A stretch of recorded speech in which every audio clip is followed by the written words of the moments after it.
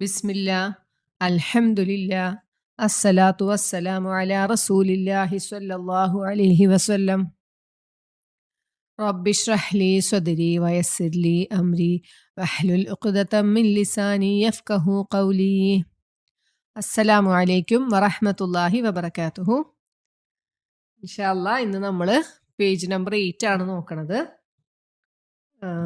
നമ്മൾ ലാസ്റ്റ് പറഞ്ഞു നിർത്തിയത് ഇസ്രായേലിനെ കുറിച്ചായിരുന്നു അല്ലെ. ഇസ്രായേലിയർക്ക് അള്ളാഹു നൽകിയ അനുഗ്രഹങ്ങളെ കുറിച്ച് അള്ളാഹു രണ്ടാമതൊന്ന് ഓർമ്മിപ്പിക്കുകയാണ്. പിന്നെ അവർക്കൊരു താക്കീതായിരുന്നു. അപ്പൊ അള്ളാഹു ഇവർക്ക് ഒരുപാട് അനുഗ്രഹങ്ങൾ ചെയ്തിട്ടുണ്ട്. ഒരുപാട് നബിമാരെ രാജാക്കന്മാരെ ഒക്കെ ഈ ഒരു സമുദായത്തിൽ നിന്ന് അള്ളാഹു നൽകിയിട്ടുണ്ട്. അപ്പോൾ അവര് പറഞ്ഞുകൊണ്ടിരുന്നത് എന്താ, ഞങ്ങൾക്ക് പ്രവാചകത്വവും വേദഗ്രന്ഥമൊക്കെ കിട്ടിയിട്ടുണ്ട്, ഞങ്ങളെ അള്ളാഹ്ക്ക് ഭയങ്കര ഇഷ്ടമാണ്, പിന്നെ അപ്പൊ ഞങ്ങൾ ഒരിക്കലും നരകത്തിലൊന്നും കിടക്കേണ്ട വരില്ല, ഇനി അഥവാ കിടന്നാൽ തന്നെ കുറച്ച് ദിവസം കിടന്നാൽ മതി, ഞങ്ങൾ സ്വർഗത്തിന്റെ കുത്തക അവകാശം ഞങ്ങൾക്കാണെന്നൊക്കെയാണ് അവർ പറഞ്ഞുകൊണ്ടിരുന്നത്. ഞങ്ങൾ അള്ളാഹുവിന്റെ ഇഷ്ടക്കാരും മക്കളുമാണ് എന്നൊക്കെയാണ് പറഞ്ഞുകൊണ്ടിരുന്നത്. അപ്പൊ അള്ളാഹു അവർക്കൊരു താക്കീത് കൊടുക്കുകയാണ്. എന്താ, ഒരു മഹാദിവസത്തെ നിങ്ങൾ സൂക്ഷിച്ചോ. അന്ന് 4 കാര്യങ്ങൾ അതിൽ പറഞ്ഞു. നിങ്ങൾക്കാരും സഹായിക്കാൻ ആരും ഉണ്ടാവില്ല, ഒരാൾക്കും ഉപകാരം ചെയ്യാൻ പറ്റില്ല, ഒരു ശുപാർശ ഉണ്ടാവില്ല, ഒരു പ്രായശ്ചിത്വം അള്ളാഹു സ്വീകരിക്കില്ല എന്നൊക്കെ പറഞ്ഞിട്ടാണ് നമ്മൾ ലാസ്റ്റ് നിർത്തിയത് അല്ലേ. ഇനി തുടർന്ന് ഇവരെ കുറിച്ച് തന്നെയാണ് അടുത്ത പേജിലും പറയണത്. അപ്പൊ നമുക്ക് നോക്കാം. അഊദു ബില്ലാഹി മിനശ് ശൈത്വാനിർ റജീം. ബിസ്മില്ലാഹിർ റഹ്മാനിർ റഹീം. വഇദ് നജ്ജൈനാകും من آل فرعون يسومونكم سوء العذاب يذبحون أبناءكم ويستحيون نساءكم وفي ذلكم بلاء من ربكم عظيم. ഇവിടെ അള്ളാഹു പറയണത് ഫിർഔനിൽ നിന്നും അവരെ രക്ഷപ്പെടുത്തിയ ഒരു സന്ദർഭത്തിനെ കുറിച്ചിട്ടാണ് പറയണത്. അപ്പോൾ അതിനു മുമ്പ് നമുക്ക് ഇവരെങ്ങനെ ഈജിപ്തിലോട്ട് എത്തി, ഫിർഔന്റെ അടുത്ത് എത്തി എന്നുള്ളതൊന്ന് നോക്കാം. യൂസഫ് നബി അലൈഹി സ്വലാമിന് അറിയാം അല്ലെ. യാക്കൂബ് നബി അലൈഹി സ്വലാമിന്റെ മകനാണ് യൂസഫ് നബി അലൈഹി സ്വലാം. യൂസഫ് നബി അലൈഹി സ്വലാമിന്റെ ചരിത്രം കുറച്ചൊന്നും അറിഞ്ഞാലാണ് ഇവരെങ്ങനെ ഈജിപ്തിലോട്ട് എത്തി നമുക്കറിയാൻ പറ്റുള്ളൂ. അപ്പോൾ യാക്കൂബ് നബി അലൈഹി സ്വലാമിന് 12 മക്കളായിരുന്നു ഉണ്ടായിരുന്നത്. അതിൽ ഏറ്റവും അവസാനത്തെ 2 മക്കളായിരുന്നു യൂസഫ് നബി അലൈഹി സ്വലാമും ബിന്യാമീനും. യൂസഫ് നബി അലൈഹി സ്വലാമിനോട് യാക്കൂബ് നബിക്ക് ഒരു പ്രത്യേക ഇഷ്ടം ഉണ്ടായിരുന്നു. അപ്പൊ അത് ബാക്കിയുള്ള സഹോദരങ്ങൾക്ക് ചെറിയൊരു കുശുമ്പൊക്കെ ഉണ്ടായിരുന്നു. അങ്ങനെ അവര് യൂസഫ് നബി അലൈഹി സ്വലാമിനെ കൊല്ലാനായിട്ട് ഒരു പൊട്ടക്കിണറ്റിൽ കൊണ്ടിടുകയാണ്. അത് നമുക്ക് സൂറത്ത് യൂസഫിൽ ആ ചരിത്രം പറയുന്നുണ്ട്, ആ സംഭവങ്ങളൊക്കെ പറയുന്നുണ്ട്. അപ്പോൾ ജസ്റ്റ് ഒരു ഐഡിയ കിട്ടാൻ വേണ്ടി ഇപ്പോൾ പറയണമെന്നുള്ളൂ. എന്നിട്ട് യൂസഫ് നബി അലൈഹി സ്വലാം അവിടെ നിന്ന് ആ പൊട്ടക്കിണറ്റിൽ നിന്ന് രക്ഷപ്പെട്ട് ഈജിപ്തിലെത്താണ്. ഈജിപ്തിലെത്തിയതിന് ശേഷം അവസാനം കുറേ സംഭവങ്ങൾ ഉണ്ട് അതിൻ്റെ ഇടയിൽ. അവസാനം ഈജിപ്തിലെ ധനകാര്യ മന്ത്രിയാവാണ് യൂസഫ് നബി അലൈഹി സ്വലാം. അങ്ങനെ യൂസഫ് നബി അലൈഹി സ്വലാം പിതാവായ യാക്കൂബ് നബീനെയും സഹോദരങ്ങളെയും ഈജിപ്തിലോട്ട് കൊണ്ടുവരാണ്. അങ്ങനെയാണ് ഇവർ ഈജിപ്തിലെത്തണത്, ഈ ഇസ്രായേലിയര്. അവിടെ വന്നു കഴിഞ്ഞിട്ട് അപ്പൊ വന്നു കഴിഞ്ഞപ്പോൾ അവര് വളരെ നല്ല രീതിയിലായിരുന്നു, അവർക്ക് നല്ല സുഖമായ ജീവിതമായിരുന്നു അവിടെ ഉണ്ടായിരുന്നത്. അത് കഴിഞ്ഞിട്ട് പിന്നെ അവിടുത്തെ മെയിൻ ആൾക്കാരായിരുന്നു കിബിത്തികൾ. ഈ ഈജിപ്തിലെ മെയിൻ ആൾക്കാരാണ് കിബിത്തികൾ. പിന്നെ അപ്പൊ ഇവർ ഇസ്രായേലിൽ ഇങ്ങനെ പെറ്റുപെരുകി കുറെ ആൾക്കാരായപ്പോ ഇവർക്ക് തോന്നി നമ്മളേലും വലിയ ആൾക്കാരാവോ ഇവരിവിടെയും തോന്നി. അപ്പൊ ഇവര് പരമാവധി ഇവരെ അടിച്ചമർത്തലും മർദ്ദനങ്ങളും ഒക്കെ കൊടുത്തു തുടങ്ങി ഇവർക്ക്, ഇസ്രായേലിയർക്ക്. ആ ഒരു കാലഘട്ടത്തിനെ കുറിച്ചിട്ടാണ് ഇപ്പൊ ഇവിടെ പറയുന്നത് കേട്ടോ. അപ്പോൾ നമ്മൾ റോമിലെ ഭരണാധികാരികളെ കൈസർ എന്ന് പറയും. അതുപോലെ പേർഷ്യയിലെ ഭരണാധികാരികൾ അറിയപ്പെടുന്നത് കിസ്രാലിയും കൊസ്രു എന്നൊക്കെയാണ്. യമനിലെ രാജാക്കന്മാർ അറിയപ്പെടുന്നത് തുബ്ബ എന്നാണ്. അതുപോലെ തന്നെ ഈജിപ്തിലെ ഭരണാധികാരികൾ അറിയപ്പെട്ടിരുന്നതാണ് ഫിർഔൻ അല്ലെങ്കിൽ ഫറോവ എന്ന പേരിലാണ് അറിയപ്പെട്ടിരുന്നത്. അപ്പൊ നമ്മൾ പറയണ ഫിർഔൻ എന്ന് പറയുന്നത് അവിടുത്തെ സ്ഥാനപ്പേരാണ്. അപ്പോൾ ആ ഒരു സമയത്ത് ഈ അവിടുത്തെ ഫിർഔൻ, ആ ഒരു ടൈമിൽ ഉണ്ടായിരുന്ന ഒരു ഫിർഔൻ സ്വപ്നം കാണുകയാണ്. എന്താ, തൻ്റെ സിംഹാസനം നഷ്ടപ്പെടുന്നു, ഈ ഇസ്രായേലിയര് വന്ന് അതിനെ നശിപ്പിക്കണതായിട്ട്, അതായത് ആള് മരിക്കാൻ പോണു, ആളെ കൊല്ലാൻ പോണു എന്നൊരു സ്വപ്നം കണ്ടു. സ്വപ്ന വ്യാഖ്യാനമൊക്കെ അന്വേഷിച്ചപ്പോൾ അങ്ങനെയാണ് കണ്ടത്, സ്വപ്നത്തിന്റെ വ്യാഖ്യാനം കിട്ടിയത് അങ്ങനെയാണ്. അപ്പോൾ ഈ ഫിരൗനൊരു തീരുമാനം എടുത്തു, ഇനി ജനിക്കാൻ പോണ ഇസ്രായേലിലെ ആൺകുട്ടികളെ മുഴുവൻ കൊന്നുകളയാ. കാരണം ഇനി ആൺകുട്ടികൾ വന്നാലാണല്ലോ ഭരണം പിടിച്ചെടുക്കാന്ന് വിചാരിച്ചിട്ട് അവിടെ ജനിക്കുന്ന എല്ലാ ആൺകുട്ടികളെയും കൊല്ലാനായിട്ട് ഉത്തരവിടുകയാണ്. ആൺകുട്ടികളെ കൊല്ലുക, പെൺകുട്ടികളെ വെറുതെ വിടുക. അതായിരുന്നു അദ്ദേഹത്തിന്റെ കൽപ്പന. ആ ഒരു സമയത്ത് ആണ് മൂസാ നബി അലൈഹിസ്സലാം അവിടെ ജനിക്കണേ. അത് സൂറത്തു ഖസസിൽ പറയുന്നുണ്ട് ആ കഥ, ആ സംഭവങ്ങളൊക്കെ. അപ്പൊ മൂസാ നബി അലൈഹിസ്സലാം ജനിക്കുമ്പോൾ മൂസാ നബി അലൈഹിസ്സലാമിന്റെ മാതാവിന് അള്ളാഹു ബോധനം നൽകാണ്, വഹി നൽകാണ് മോനെ പെട്ടിയിലാക്കി നൈൽ നദിയിൽ ഒഴുക്കാനായിട്ട്. അതുപോലെ തന്നെ ഉമ്മ പെട്ടിയിലാക്കിയിട്ട് നൈൽ നദിയിൽ ഒഴുക്കി വിട്ടു. അങ്ങനെ ഇത് കൊട്ടാരത്തിന്റെ അടുത്ത് കൂടെ ഇതൊഴുകി പോകുമ്പോൾ അവിടുത്തെ അവർക്ക് അവിടെ കിട്ടുകയാണ്, കൊട്ടാരത്തിലേക്ക് കിട്ടുകയും രാജാവിന്റെ ഭാര്യ ഈ കുട്ടീനെ, അവർക്ക് കുട്ടികളുണ്ടായിരുന്നില്ല, അപ്പൊ ആ കുട്ടീനെ അവിടെ വളർത്താന്ന് പറയും. അങ്ങനെ ഫറവയുടെ കൊട്ടാരത്തിലാണ് മൂസാ നബി അലൈഹിസ്സലാം വളർന്നത്. എന്നിട്ട് വളർന്നു കഴിഞ്ഞ് കുറച്ച് ഒരു യുവാവായ സമയത്ത് കിബത്തികളിൽപ്പെട്ട ഒരാളെ അടിച്ചു. അങ്ങനെ ആള് കൊല്ലപ്പെടുകയാണ്. അപ്പൊ അത് അവിടെ നിന്ന് ബാക്കിയുള്ളവരെ കറഞ്ഞു പ്രശ്നമാവും ഓർത്തിട്ട് അവിടെ നിന്ന് നാട് വിട്ടു പോവുകയാണ് മൂസാ നബി അലൈഹിസ്സലാം. അങ്ങനെ നാട് വിട്ടു പോയി. പിന്നെ ഒരു 10 വർഷത്തിന് ശേഷം വിവാഹമൊക്കെ കഴിഞ്ഞിട്ട് തിരിച്ച് ഇങ്ങോട്ട് ഈജിപ്തിലോട്ട് വരുമ്പോഴാണ് ഈ പ്രവാചകത്വം കിട്ടണത്. സീനാ പർവ്വതത്തിൽ ഒരു വെളിച്ചം കണ്ടു. രാത്രിയാണെങ്കിൽ തിരിച്ചു വരണേ. അപ്പൊ വെളിച്ചം കണ്ടപ്പോൾ ഭാര്യനോട് പറഞ്ഞു, ഇവിടെ വെയിറ്റ് ചെയ്യും, ഞാൻ അവിടെ പോയി കുറച്ച് തീ കൊളുത്തിക്കൊണ്ട് വരാന്ന് പറഞ്ഞ് അങ്ങനെ ചെന്നപ്പോഴാണ് അള്ളാഹുവിന്റെ ശബ്ദം കേൾക്കുകയും അള്ളാഹുവിനായിട്ട് സംസാരിച്ച് പ്രവാചകത്വം ലഭിക്കണത് അപ്പോഴാണ്. അങ്ങനെയാണ് അവിടെ നിന്ന് ഫിരൗന്റെ അടുത്തേക്ക് പോകാൻ പറഞ്ഞ് അള്ളാഹു വിടുകയാണ്. അപ്പൊ ആ സമയത്ത് തന്നെ ഹാറൂൻ നബി അലൈഹി ഇസ്ലാമിനെയും കൂടെ സഹായിയായിട്ട് വിട്ടുതരണം എന്ന് അള്ളാഹുവിനോട് പറയാണ്. അങ്ങനെ രണ്ടുപേരും പ്രവാചകന്മാരെ ആക്കിയിട്ട് അള്ളാഹു ഫിരൗന്റെ അടുത്തേക്ക് വിടുകയാണ്. മൂസാ നബിക്ക് സംസാരത്തിന് ചെറിയൊരു വിക്കുള്ള ആളായിരുന്നു. അതുകൊണ്ടാണ് ഹാറൂൻ നബീനെയും കൂടി സഹായത്തിന് ചോദിച്ച് അങ്ങനെ അവര് തിരിച്ച് ഇവിടേക്ക് വരികയാണ്, ഈജിപ്തിലോട്ട് വരികയാണ്, ഫിരൗന്റെ അടുത്ത് വരികയാണ്. ആ സമയത്തും ഫിരൗന്റെ ഈ സ്വഭാവങ്ങളും ഈ മർദ്ദനങ്ങൾക്കും ഒന്നും ഒരു കുറവുമില്ല. ആ സമയത്തും എന്താണ് ജനിക്കണ ആൺകുട്ടികളെയൊക്കെ കൊന്നുകൊണ്ടിരുന്നു. അപ്പൊ ആ ഒരു ടൈമിലെ കഥയാണ് ഈ പറയണത്. കഥയല്ല കേട്ടോ, സംഭവമാണ് ഈ പറയണത്. ഇത് നജ്ജൈനാക്കും. അപ്പൊ അവിടെ നിന്ന് അള്ളാഹു ഇവരെ രക്ഷപ്പെടുത്തണം. അങ്ങനെ വളരെ കഷ്ടപ്പെട്ട് മർദ്ദനങ്ങളേറ്റ് ഇരിക്കണ ഒരു സമുദായത്തിനെ അള്ളാഹു അവിടെ നിന്ന് രക്ഷപ്പെടുത്താണ്. അപ്പൊ ഇത് നജ്ജൈനാക്കും, നാം നിങ്ങളെ രക്ഷപ്പെടുത്തിയ സന്ദർഭം.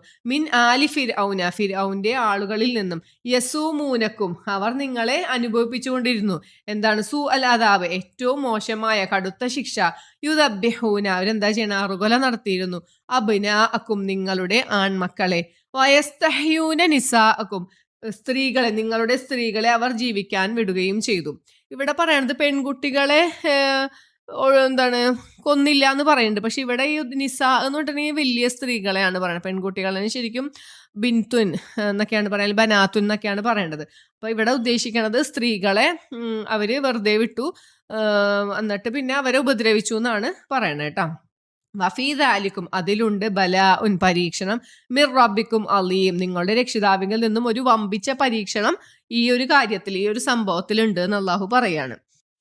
ഇതിൽ പരീക്ഷണം ഉണ്ട് എന്ന് പറഞ്ഞത് 2 തരത്തിലാണ് അതിനെ വ്യാഖ്യാനിച്ചിട്ടുള്ളത് കേട്ടോ. അതിലൊന്ന് പറയണത് ഫിരൗന്റെ കൂട്ടരിൽ നിന്ന് നിങ്ങൾക്ക് ശിക്ഷ അനുഭവിപ്പിക്കണത് എന്തിനാണ്?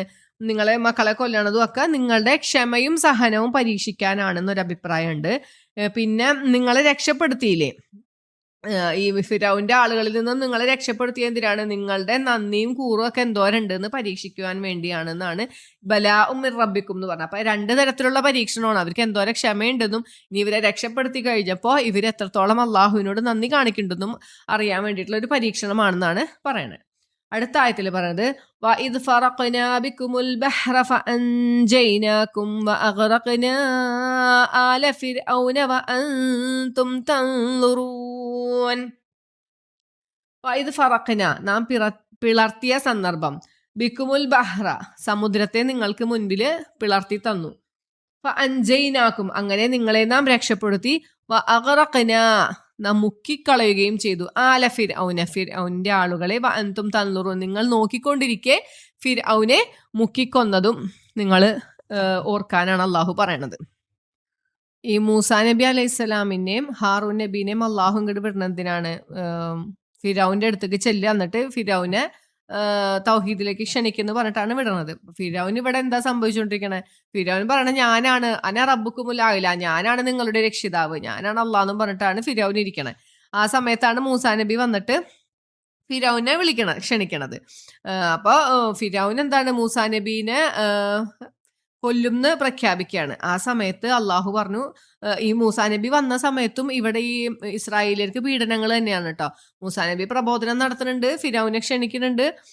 ആ സമയം പിന്നെ മൂസാ നബിയും ഫിരൗനും തമ്മിലുള്ള കണക്ഷനും ഒക്കെ ഇവർക്ക് അറിയാം അല്ലെ, അവിടുത്തെ ആൾക്കാർക്ക് അറിയാം. ആ സമയത്ത് ഈ ഇസ്രായേലിയർ പറയുന്നുണ്ട്, കുറച്ച് പേര് മൂസാ നബിയുടെ കൂടെ ഉള്ള അവര് പറയാണ്, മൂസ നീ വന്നിട്ട് പ്രത്യേകിച്ച് ഞങ്ങൾക്ക് ഒരു ഉപകാരം ഉണ്ടായിട്ടില്ല, നീ വരുന്നതിന് മുമ്പും അടി തന്നെ, വന്നതിന് ശേഷം അടി തന്നെ എന്നൊക്കെ പറയുന്നുണ്ട്. ഇവര് തീരെ ക്ഷമയില്ലാത്തൊരു സമുദായമാണ്, അക്ഷമരായ സമുദായമാണെന്നാണ് വിശദീകരിക്കുന്നത് കേട്ടോ. അപ്പൊ അങ്ങനെ മൂസാ നബി അലൈഹി സ്വലാം ഫിരൗൻ കൊല്ലും എന്ന് പ്രഖ്യാപിക്കണം. ആ സമയത്ത് അള്ളാഹു വഹി നൽകി, മൂസ ഒരു കാര്യം ചെയ്യ്, ഇസ്രായേലിനെയും കൂട്ടിയിട്ട് നാട് വിട് എന്ന് അള്ളാഹുവിന്റെ വഹി കിട്ടാണ്. അങ്ങനെ രാത്രി മൂസാ നബി അലൈഹി സ്വലാം ഇസ്രായേലിൽ എന്ന് പറഞ്ഞാൽ ചെറിയ ചിലത് നല്ല ലക്ഷക്കണക്കിന് ആളുകൾ ഉണ്ടെന്നാണ് പറയണത് കേട്ടോ. അവരെയും കൂടിയിട്ട് രാത്രി രക്ഷപ്പെടാണ്. അങ്ങനെ ഇവര് രക്ഷപ്പെട്ട ഇവരറിയുമ്പോൾ പിന്നാലെ ഫിരൗനും സംഘവും പിന്നാലെ വരികയാണ്. അങ്ങനെ അവസാനം ഇവർ ചെന്നെത്തണത് ചെങ്കടലിന്റെ മുമ്പിലാണ്. അപ്പോൾ ഇവര് കൂടെ ഉള്ളവർ പറഞ്ഞു, മൂസ പെട്ടു, ബാക്കിൽ ഫിരൗനുണ്ട്, നമ്മളിതേ ഫ്രണ്ടിൽ കടലാണ്, ഇനി ഒന്നും ചെയ്യാൻ പറ്റില്ല, പെട്ടല്ലോ എന്ന് പറയാണ്. അപ്പോൾ മൂസാ നബി അലൈഹി സ്വലാം വളരെ ക്ഷമയോടുകൂടി അപ്പോഴും പറയാണ്, പേടിക്കണ്ട, എൻ്റെ കൂടെ എൻ്റെ റബ്ബുണ്ട്, അവൻ നമുക്ക് വഴി കാണിച്ചു തരും എന്ന് പറയാണ്. അങ്ങനെ അള്ളാഹു മൂസാ നബിക്ക് വഹി നൽകി, എന്താ കയ്യിലൊരു വടി ഉണ്ടല്ലോ മൂസാ നബിയുടെ, ആ വടി കൊണ്ട് അടിക്കാൻ പറഞ്ഞു, കടലിൽ അടിക്കാൻ പറഞ്ഞു. അപ്പോൾ കടല് മൂസാ നബിക്ക് അപ്പോൾ ഒന്നും അറിയില്ല, ഇത് അടിച്ചാൽ എന്ത് സംഭവിക്കുന്നു ഒന്നും അറിയില്ല. അള്ളാഹുവിന്റെ വഹി കിട്ടി അതുപോലെ ചെയ്തു. അടിച്ച വഴിക്ക് കടല് രണ്ടായിട്ട് പിളർന്നു, അവർക്ക് അതിലേ പോകാനുള്ള ഒരു വഴി ഒരുങ്ങി. ആ വെള്ളം നീങ്ങി കഴിയുമ്പോൾ അടിയിൽ ചെളിയൊന്നുമില്ല, നല്ല ഉറച്ച പ്രതലം, ഇവർക്ക് വളരെ സുഖമായി ഇതിലൂടെ കടന്നു പോവാ. അങ്ങനെ ഇവര് കടന്ന് കണ്ടപ്പോൾ ബാക്കിൽ ഫിരൗൻ വരുന്നുണ്ടല്ലോ, ഫിരൗനും സംഘവും വരുന്നുണ്ട്. അപ്പൊ അവരും ഇവർക്ക് പോവാമെങ്കിൽ പിന്നെ നമുക്കും പോവാലോ, ഇവരും പിന്നാലെ വരികയാണ്. അങ്ങനെ മൂസാ നബി അലൈഹി സ്വലാമിന്റെ ജനതയുടെ അവസാനത്തെ ആള് വരെ കടല് കടന്നു രക്ഷപ്പെട്ടു കഴിഞ്ഞ ആ ടൈമിൽ എന്താ ഫിരൗന്റെ ഇപ്പുറത്ത് ഫിരൗന്റെ സംഘത്തിലുള്ള അവസാനത്തെ ആളും കടലിലോട്ട് കടന്നു. അങ്ങനെ കടന്ന സമയത്ത് അള്ളാഹു ഈ രണ്ട് കടലിനെ തമ്മിൽ വേർപിരിച്ച സംഭവത്തിന് ഒന്നിപ്പിക്കുകയാണ്. അങ്ങനെ ഇവര് മുങ്ങി മരിക്കുകയാണ്. ആ മരിക്കണ ആ സമയത്ത് ഫിരൗൻ മരണം നേരിൽ കാണുന്ന ആ സമയത്ത് പറയും, മൂസായുടെ റബ്ബിൽ ഞാൻ വിശ്വസിച്ചു എന്ന് പറയും. അപ്പൊ അള്ളാഹു ചോദിക്കുന്നുണ്ട്, അൽ ആന, ഇപ്പോഴാണോ നിനക്ക് വിശ്വസിക്കാൻ സമയമായത് എന്ന് ചോദിക്കുന്നുണ്ട്.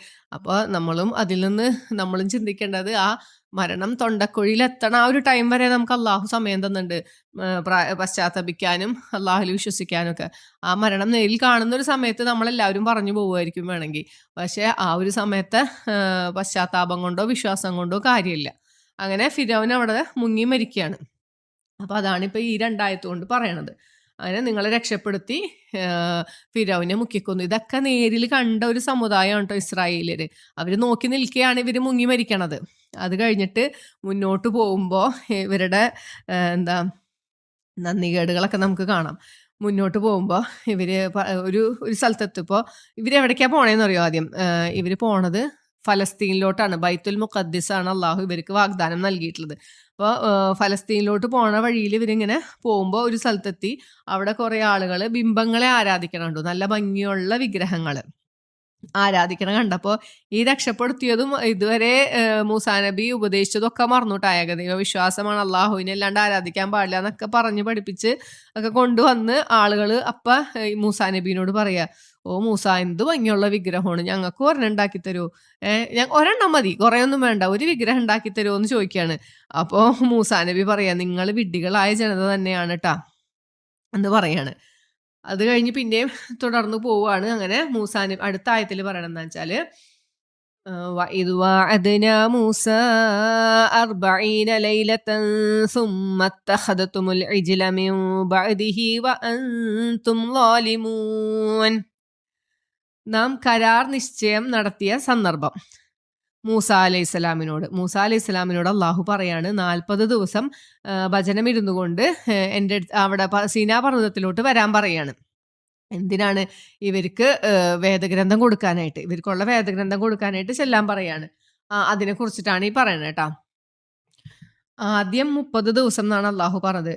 ആദ്യം 30ഉം പിന്നീട് 10ഉം കൂടി ആകെ 40 ദിവസം. അപ്പൊ ഇതിൽ പറയപ്പെടണമെന്ന് വെച്ചാൽ 30 ദിവസം എന്ന് പറഞ്ഞിട്ട് മൂസാ നബിക്ക് തിരക്കായിട്ട് മൂസാ നബി വേഗം ചെല്ലാണ്. അപ്പൊ അള്ളാഹു ചോദിക്കുകയാണ്, എന്തിനാണ് നീ നിന്റെ ജനതയെ വിട്ടിട്ട് വേഗം വന്നേന്ന് ചോദിക്കുന്നുണ്ട്. അപ്പൊ ഇത് കിട്ടാനുള്ള ആഗ്രഹം കൊണ്ടാണ് ഈ വേഗം ചെന്നത്.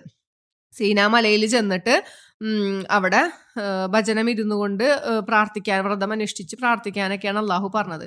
അങ്ങനെ ചെന്നു. അപ്പൊ അള്ളാഹു പറയുന്നുണ്ട്, നീ ഇങ്ങോട്ട് പോന്നപ്പോഴത്തേനും നിന്റെ ജനത അവിടെ അക്രമം പ്രവർത്തിച്ചു എന്ന് പറയുന്നുണ്ട്. അപ്പൊ മൂസാ നബി ഇവിടെ നിന്ന് പോയപ്പോ ഹാറൂൻ നബി അലൈഹി സ്വലാമിനെ ഏൽപ്പിച്ചിട്ടാണ് പോയത്. 40 ദിവസത്തിനാണ് പോയിട്ടുള്ളൂ കേട്ടാ.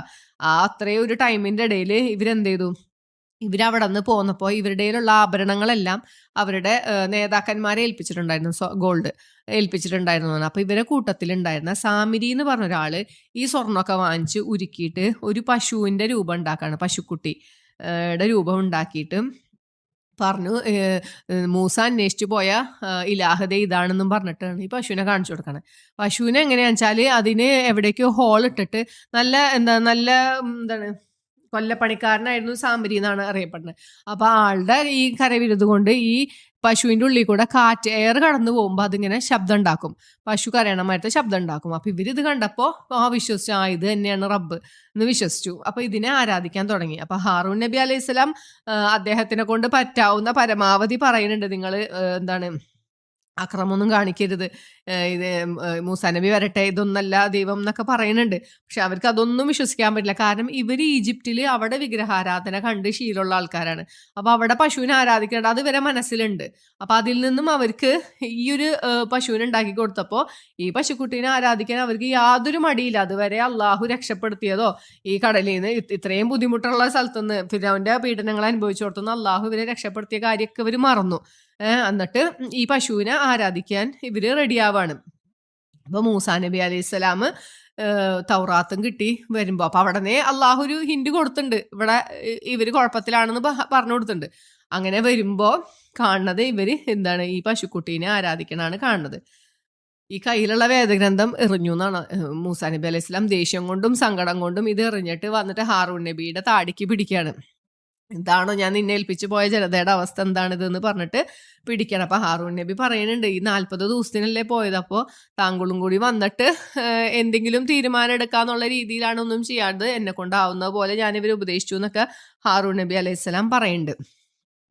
അപ്പോൾ മൂസ അലൈഹി സ്വലാം വന്നിട്ട് പ്രധാനമായിട്ട് 3 കൂട്ടരോടാണ് ചോദിച്ചത്. ഈ ഇവരിലുള്ള പ്രധാനികളോടും ഹാറൂൻ നബി അലൈഹി സ്വലാമിനോടും ലാസ്റ്റ് സാമിരിയോടും ചോദിക്കണം, നിങ്ങൾക്ക് എന്താണ് പറ്റിയത്.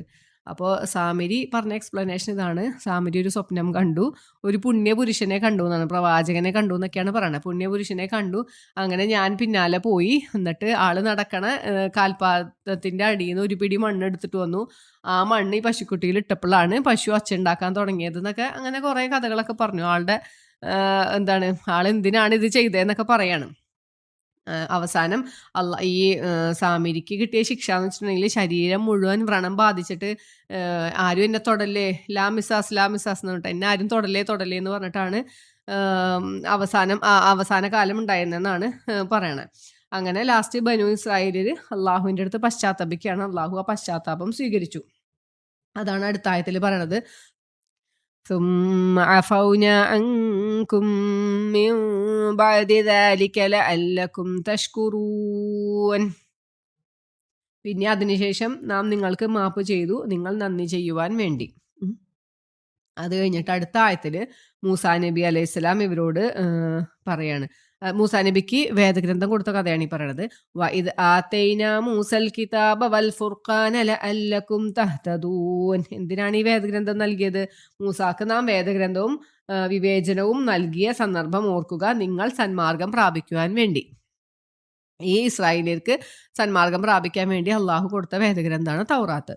അപ്പോൾ അത് കഴിഞ്ഞിട്ട് മൂസാ നബി അലൈഹി സ്വലാം ഇവരോട് സംസാരിക്കുകയാണ്. ഞാൻ പോയപ്പോഴത്തേനും പശുക്കുട്ടീനൊക്കെ ഉണ്ടാക്കിയത് വളരെ അക്രമമാണ്. നിങ്ങളോട് തന്നെയാണ് നിങ്ങൾ അക്രമം കാണിച്ചത്. അതുകൊണ്ട് നിങ്ങളെ സൃഷ്ടിച്ചുണ്ടാക്കിയവന് വേണ്ടിയിട്ട് നിങ്ങൾ മടങ്ങുവിൻ, അവനിലേക്ക് നിങ്ങൾ മടങ്ങണം. അതിനാൽ ഫഖ്തുലു അൻഫുസകും എന്നാണ് പറഞ്ഞേക്കണേ. ആയത്തൊന്ന് ഓതാട്ടാ. വഇദ് ഖാല മൂസാ ലിഖൗമിഹി യാ ഖൗമി ഇന്നകും ളലംതും അൻഫുസകും ബിത്തിഖാദികുമുൽ ഇജ്ല ഫതൂബൂ ഇലാ ബാരിഇകും فتوبوا إلى بارئكم فاقتلوا أنفسكم ذلكم خير لكم عند بارئكم فتاب عليكم إنه هو التواب الرحيم. മൂസ തന്റെ ജനതയോട് പറഞ്ഞ സന്ദർഭം ഓർക്കുക. എന്റെ ജനങ്ങളെ, നിശ്ചയമായും നിങ്ങൾ മൂരിക്കുട്ടിയെ ഉണ്ടാക്കിയത് കൊണ്ട് നിങ്ങൾ നിങ്ങളോട് തന്നെയാണ് അക്രമം പ്രവർത്തിച്ചത്. അതിനാൽ നിങ്ങളെ സൃഷ്ടിച്ചുണ്ടാക്കിയവനിലേക്ക് പശ്ചാത്തപിച്ചു മടങ്ങുക. അങ്ങനെ നിങ്ങൾ നിങ്ങളെ തന്നെ കൊലപ്പെടുത്തുവിൻ. അത് നിങ്ങളുടെ സൃഷ്ടാവിന്റെ അടുക്കൽ നിങ്ങൾക്ക് ഗുണകരമാകുന്നു. എന്നിട്ട് അവൻ നിങ്ങളുടെ പശ്ചാത്താപം സ്വീകരിച്ചു. നിശ്ചയമായും അവൻ തന്നെയാണ് ഏറെ പശ്ചാത്താപം സ്വീകരിക്കുന്നവനും കരുണാനിധിയുമായുള്ളവൻ. അപ്പൊ ഇവിടെ പറയണത് എന്താ വെച്ചാല്, എന്തായാലും ഇവര് ഈ അള്ളാഹു ഇത്രയും അനുഗ്രഹങ്ങളൊക്കെ ചെയ്തു, കണ്ണുകൊണ്ട് നേരിട്ട് അള്ളാഹുവിന്റെ ദൃഷ്ടാന്തങ്ങളൊക്കെ കണ്ടു വന്നിട്ട് ചെയ്ത അക്രമമാണ് പശുക്കുട്ടീനെ ഉണ്ടാക്കിയത്. അപ്പൊ അതെന്തായാലും ശരിയല്ല, നിങ്ങൾ ഏറ്റവും വലിയ അക്രമമാണ് ചെയ്തത്. അപ്പൊ അതിന് പ്രായശ്ചിത്തമായിട്ട് എന്താ, നിങ്ങൾ അള്ളാഹുവിലേക്ക്, നിങ്ങളെ സൃഷ്ടിച്ചുണ്ടാക്കിയവനിലേക്ക് മടങ്ങുക. ഭാര്യ എന്നുള്ളത് അള്ളാഹുവിന്റെ ഒരു പേരാണ്, മാതൃകയില്ലാതെ സൃഷ്ടിച്ചവൻ എന്നാണ് അതിന്റെ അർത്ഥം. അപ്പോൾ നിങ്ങളെ സൃഷ്ടിച്ചവനിലേക്ക് നിങ്ങൾ മടങ്ങുക. എങ്ങനെയാണ് പറയുന്നത്? ഫഖ്തുലു അൻഫുസകും എന്നാണ്. അത് നിങ്ങളെ തന്നെ നിങ്ങൾ കൊല്ലുവിൻ എന്നാണ് പറഞ്ഞിരിക്കുന്നത്. അപ്പൊ അതിന് രണ്ട് അഭിപ്രായമാണ് ഇവിടെ പറഞ്ഞിരിക്കുന്നത്. എന്താ, നിങ്ങളുടെ 12 ഗോത്രങ്ങളാണല്ലോ യാക്കൂബ് നബിക്ക് 12 മക്കളാണ്. അപ്പൊ 12 ഗോത്രങ്ങളുണ്ട്. ഓരോ ഗോത്രത്തിൽപ്പെട്ട ആൾക്കാരും ഈ തെറ്റ് ചെയ്ത, ഈ പശുക്കുട്ടീനെ ആരാധിക്കാൻ പോയ ആളുകളെ കൊല്ലാൻ, അങ്ങനെയാണ് ഇവർ തീരുമാനിക്കണം. ഓരോ ഗോത്രത്തിൽപ്പെട്ട ആളുകളും അവരവരുടെ ഗോത്രത്തിൽ, മറ്റേ ഗോത്രത്തിൽ കയറി കൊല്ലുമ്പോഴാണ് പ്രശ്നം ഉണ്ടാവണേ. അപ്പോൾ ഓരോ ഗോത്രത്തിൽപ്പെട്ടവരും അവരവരുടെ ഗോത്രത്തിൽ എന്താ, പശുവിനെ ആരാധിച്ചവരെ കൊല്ലാനാണ് ഒരു അഭിപ്രായം പറയണത്. അങ്ങനെ നിങ്ങൾ ഇതിന് അള്ളാഹുവിനോട് പശ്ചാത്തപിക്കാൻ. അപ്പൊ വേറൊരു അഭിപ്രായം പറയണത് എന്താണ്, കൊല്ലാനും പറഞ്ഞിരിക്കണമല്ല, നിങ്ങളുടെ ശരീര ഇച്ഛകളെ നിങ്ങൾ അടക്കി നിർത്തണം, അതാണ് ഇതുകൊണ്ട് ഉദ്ദേശിക്കണേന്നാണ്. അള്ളാഹു ഏറ്റവും കൂടുതൽ പശ്ചാത്താപം സ്വീകരിക്കുന്നവനാണ്, കരുണാനിധിയാണ്. അത് കഴിഞ്ഞിട്ട് പിന്നെ പറയാണ്, വഇദ് ഖുൽതും യാ മൂസാ ലൻ നുഅ്മിന ലക ഹത്താ നറല്ലാഹ ജഹ്റതൻ ഫഅഖദത്കുമുസ് സ്വാഇഖതു വഅൻതും തൻളുറൂൻ. അപ്പൊ ഇവര് അത് കഴിഞ്ഞിട്ട് മൂസാ നബി അലൈഹിസ്സലാം ഇവരിൽ നിന്നും ഒരു 70 പേരെ സെലക്ട് ചെയ്യാണ്. അള്ളാഹുവിന്റെ അടുത്ത് പോയിട്ട് എന്താണ്, പ്രായശ്ചിത്തത്തിന് വേണ്ടിയിട്ട് സീനാ മലയിലേക്ക് പോവാനായിട്ട് ഇതിൽ നിന്നും 70 പേരെ തെരഞ്ഞെടുത്ത് മൂസാ നബി അലൈഹിസ്സലാം അങ്ങോട്ട് പോവുകയാണ്. അവിടെ ചെന്ന സമയത്ത് ഈ 70 പേരാണ് പറഞ്ഞതെന്നാണ് ഒരു അഭിപ്രായം. ഇവര് പറയാണ്, എന്താ, ഞങ്ങള് അള്ളാഹുവിനെ നേരിട്ട് കാണാണ്ട് നീ പറയണൊന്നും വിശ്വസിക്കൂല, വേദഗ്രന്ഥം കിട്ടിയിട്ടുണ്ട്, നീ അള്ളാഹിനോട് സംസാരിച്ചെന്നൊക്കെ പറയണ്ടെങ്കിലും ഞങ്ങൾ അള്ളാഹിനെ നേരിട്ട് കാണാണ്ട്, അതാണ് പറഞ്ഞത്, ലന്നുമിന ഞങ്ങൾ വിശ്വസിക്കുകയില്ല, ലക്ക നിന്നിൽ, മൂസാ നബി അലൈഹി ഇസ്ലാമിൽ ഞങ്ങൾ വിശ്വസിക്കില്ല, ഹത്താ നറല്ലാ ഞങ്ങളുടെ കണ്ണുകൊണ്ട്, ജഹറത്ത് എന്ന് വെച്ചാൽ പ്രത്യക്ഷമായി, ഞങ്ങളുടെ കണ്ണുകൊണ്ട് പ്രത്യക്ഷമായിട്ട് അള്ളാഹുവിനെ കാണാണ്ട് ഞങ്ങൾ വിശ്വസിക്കുകയില്ല എന്നാണ് എന്നിട്ട് ഇവർ പറയണ കേട്ടോ. അള്ളാഹു പുറത്തു കൊടുത്ത് ഇത്ര അക്രമൊക്കെ ചെയ്തിട്ട് പിന്നെയും ഇവർ പറയണ ഇതാണ്, ഞങ്ങൾ അള്ളാഹിനെ നേരിൽ കാണാണ്ട് വിശ്വസിക്കൂലെന്നും.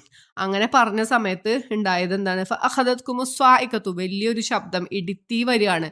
അങ്ങനെ അവര് നോക്കിക്കൊണ്ടിരിക്കുക, ഒരു ഇടിത്തി വരണം. അങ്ങനെ ഇവരവിടെ മരിച്ചു പോവാണ്.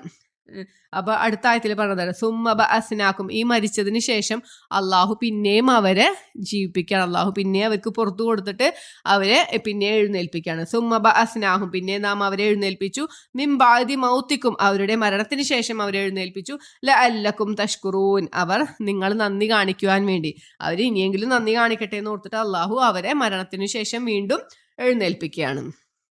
അതാണ് ഈ ആയത്തിൽ പറഞ്ഞു. ഒരു ആയത്തും കൂടി ഉള്ളതിൻ്റെ അകത്ത്.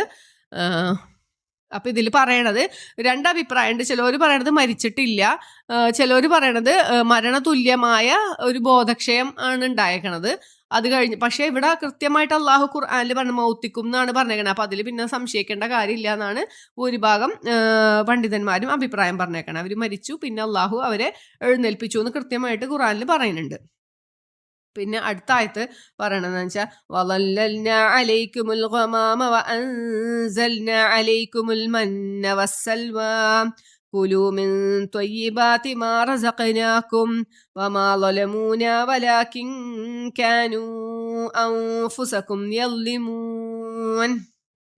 അപ്പൊ ഇസ്രായേൽ സന്തതികളോട് പറയാണ്, നിങ്ങൾക്ക് ഞാൻ മേഘത്തെ തണലാക്കി തന്നു, നിങ്ങൾക്ക് മന്നായും സൽവായും ഇറക്കി തന്നു, ഭക്ഷണം കഴിക്കാനായിട്ട് ഇറക്കി തന്നു ആകാശത്ത് നിന്ന്. നാം നിങ്ങൾക്ക് നൽകിയിട്ടുള്ള വിശിഷ്ടമായ വസ്തുക്കളിൽ നിന്ന് നിങ്ങൾ തിന്നുകൊള്ളൂ എന്ന് പറഞ്ഞിട്ടാണ് ഇതൊക്കെ ഇറക്കി കൊടുത്തത്. അവർ നമ്മോട് അക്രമം പ്രവർത്തിച്ചിട്ടില്ല. മറിച്ച് അവർ തങ്ങളുടെ സ്വന്തത്തോട് തന്നെയാണ് അള്ളാഹുവിനോട്, അള്ളാഹ്ക്കൊന്നും പറ്റിയിട്ടില്ല, നിങ്ങൾ ഈ കാണിച്ചത് കൊണ്ട് എന്താണ്, നിങ്ങളോട് തന്നെയാണ് നിങ്ങൾ അക്രമം പ്രവർത്തിച്ചതെന്നാണ് അള്ളാഹു പറയണത് ഈ ആയത്തിൽ കേട്ടോ. അപ്പൊ ഇവര് ഫിരൗന്റെ അടുത്തുനിന്ന് രക്ഷപ്പെട്ടിട്ട് ചെങ്കടലൊക്കെ കടന്ന് പോണത് എവിടേക്കാണ്? ഫലസ്തീനിലോട്ടാണ്, ബൈത്തുൽ മുഖദ്ദസ് ആണ്. അതാണ് അള്ളാഹു വാഗ്ദാനം ചെയ്യപ്പെട്ട രാജ്യം ഇവർക്ക്. അപ്പൊ അവിടെ ചെന്നിട്ട് ആ രാജ്യത്തുള്ളവരെ ശത്രുക്കളെ പുറത്താക്കിയിട്ട് ഇവർക്ക് അവിടെ താമസിക്കാനാണ് പറഞ്ഞേക്കണത്.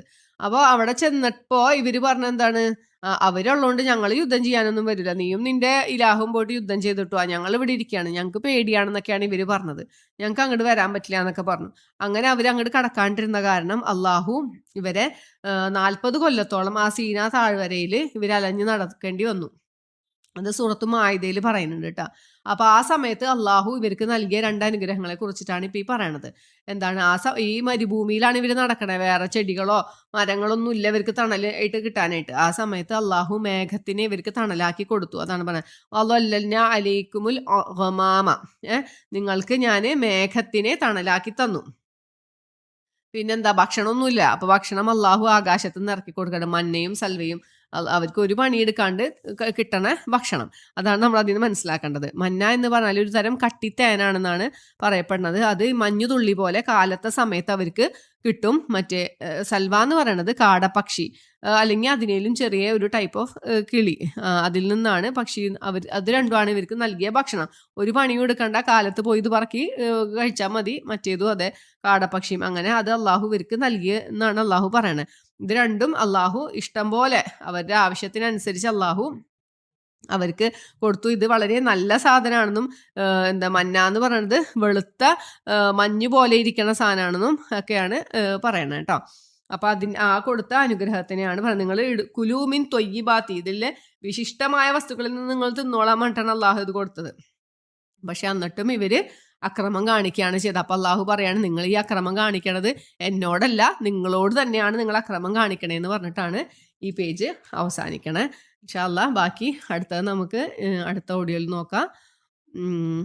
അപ്പോൾ നമുക്ക് ഇവിടെ നിർത്താം. സുബ്ഹാനക അല്ലാഹുമ്മ വബിഹംദിക അഷ്ഹദു അൻ ലാ ഇലാഹ ഇല്ലാ അൻത അസ്തഗ്ഫിറുക വഅതൂബു ഇലൈക്. അസ്സലാമു അലൈക്കും വറഹ്മത്തുള്ളാഹി വബറകാതുഹു.